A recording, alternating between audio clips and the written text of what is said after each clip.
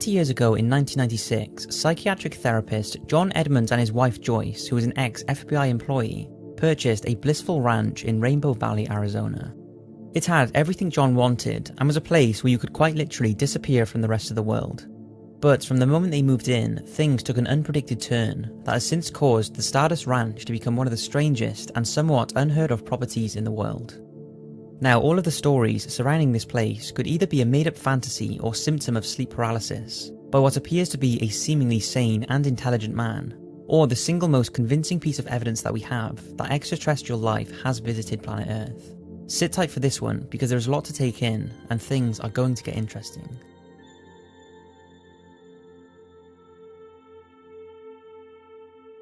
When John and Joyce spent all of their money on purchasing and moving into the Stardust Ranch, from day one they realised it was not the plot John had always dreamt of. For starters, the previous owner had left all of their belongings behind, and after contacting the real estate agent who sold them the ranch, John was told that it would all be moved within the next few hours. When John returned later that day, all of the owner's belongings were piled into the swimming pool on the property. John was furious and rang the real estate agent who got in contact with the previous owners. They said they visited the ranch that day and seen their stuff in the pool, assuming John had moved it in a fit of rage for them to collect. They refused to take it away and John had to dispose of it himself. The question is, who moved all of these belongings? John has never really said who or what he thinks was responsible. Then, just a few days after all this commotion, a rough-looking man approached the ranch with a machete in his hand. Being in the middle of nowhere and help being miles away, John was on edge but still went out to talk to him. This man told him that he lived on the ranch, and after John told him to leave thinking he was crazy, he mumbled something that will stick with John for the rest of his life. "You are going to wish I was here. You are really going to be sorry. There are monsters on this property, and I kill them." The man turned around and left, and John has never seen him again. Shortly after this encounter, the couple started noticing orbs and strange lights in the sky surrounding the ranch, and also saw helicopters and military jets appearing to be interacting with them. It was around this time that the supposed visits from the Greys began. John has described them as being around 40 inches tall, with large compound eyes similar to a fly, and grey snake-like skin that is cold to the touch. These Greys apparently appear in groups of 3 and invade their home at night. Over the many years this has gone on, the Greys have apparently become particularly attached to Joyce, and she is described being frequently attacked and molested by them, and is always unable to scream whilst this is going on. She has also had puncture-type injuries as if she has been stabbed with a syringe, and sustained large bruises on her inner thighs, stomach and shoulders after the believed assaults. And John has also experienced a case of missing time and transportation, which he believes was down to being abducted. Enough was enough, and John decided to buy an arsenal of weapons to protect him, his wife and also his animals. You see, John has been and still does use the ranch to look after rescued horses and dogs. And on more than one occasion, he has been horrified to find his horses mutilated with their tongue and eyes removed. He also lost 3 Rottweilers who apparently attacked a Grey and died a week later, despite not receiving any visible injuries in the attack. When the next attack came, John was ready at hand with his guns. This time it was on his wife, who was apparently being abducted and drawn outside to what he describes as a cone of light. John shot at the Greys and the craft with a rifle until they retreated.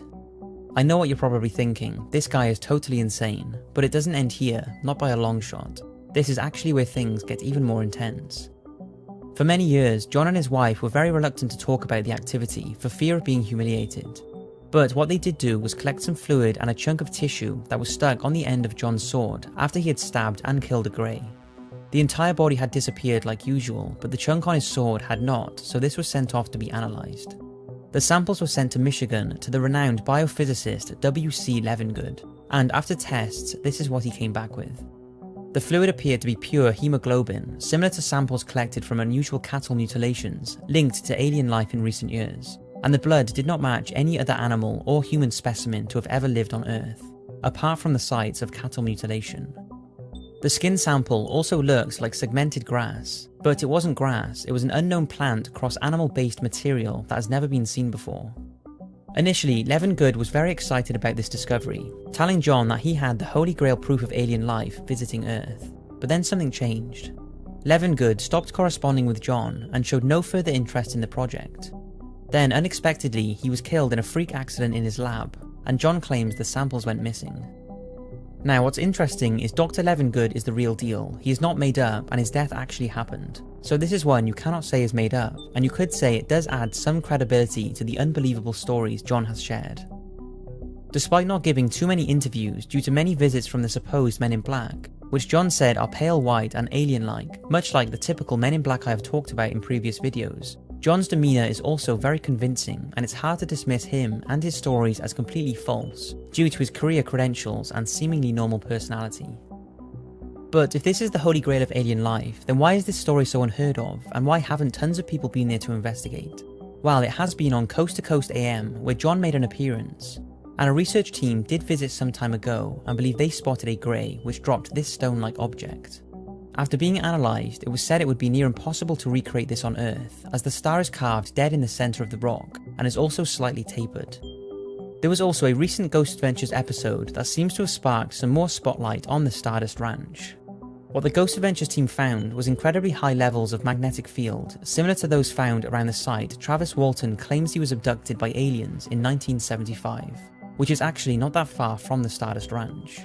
They also discovered that the son of a previous resident had killed himself in the sitting room, leading them to believe there is both extraterrestrial and paranormal activity going on at the ranch. However, despite them all feeling uneasy, they did not capture any greys on camera, but John believes that he has. During an interview with Kerry Cassidy for Project Camelot, it appeared that two, what John believes is greys, were in the background peering over his shoulder. Take a look.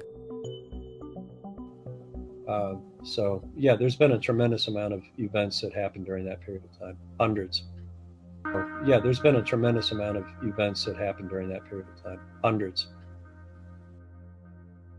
I can't feel it. I mean, I don't have any ability to be able to do any kind of.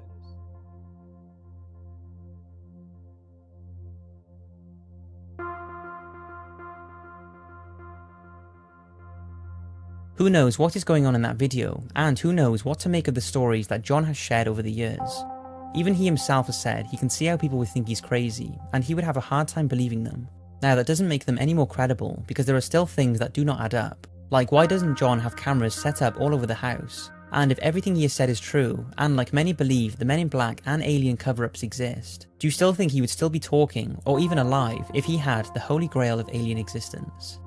But then again, he has stated many times that there is nothing in this for him, and he is torn apart by what has happened to him and his wife, and what was supposed to be his dream ranch. And if you've seen any of his interviews, he seems pretty convincing. So once all is said and done, there are three scenarios for what is going on here. John is making everything up for fame, profit, or attention. He is suffering from sleep paralysis or some kind of mental illness and is seeing things that are not there, which he believes is real. Or he is telling the truth, and the Stardust Ranch is the most interesting and overlooked place on the planet involving extraterrestrials. After all, NASA have been spending billions of dollars on the search for alien life in the furthest reaches of the universe. Well, who's to say they are not already right here on Earth? And people like John seem so insane that no one wants to take them seriously.